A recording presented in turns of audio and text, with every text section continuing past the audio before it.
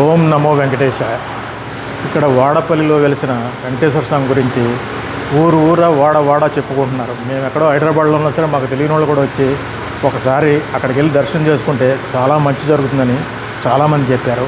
అలాగే అనుకోకుండా ఇక్కడ ఒక షూటింగ్ వచ్చి నేను ఆ ఈవినింగ్ టైంలో వచ్చి ఇక్కడ దర్శనం చేసుకున్నాను. ఆ తర్వాత నాకు తెలిసిన ఒక చిన్న విశేషం నిదర్శనం చెప్తాను.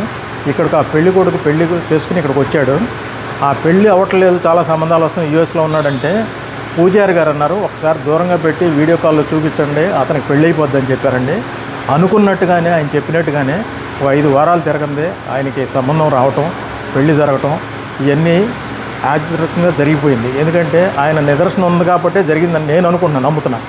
అలాగే ఈ స్వామివారి దగ్గరికి వచ్చి ఈ గుడి చుట్టూ ఎన్నో రౌండ్లు తిరిగితే వేల మంది జనాలు వస్తూ ఉంటారంట. అలాగే హైదరాబాద్లో చిలుకూరులో వెంకటేశ్వర స్వామి గుడిలో కూడా అలాగే ఉంటారండి జనం, ప్రతిరోజు ఉంటారు, ఒక 50-60 వేల మంది తిరుగుతుంటే.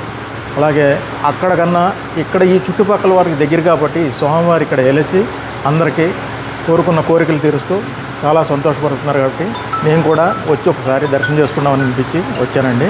చాలా థ్యాంక్స్ అండి. ఇక్కడ ఈఓ గారికి, ఈ చుట్టుపక్కల ఉన్న మీరు సూపర్వైజర్లు అందరూ చాలా బాగా దర్శనం చేయించారు. నేను ఎంతో వాళ్ళందరికీ కృతజ్ఞుని. ధన్యవాదాలు.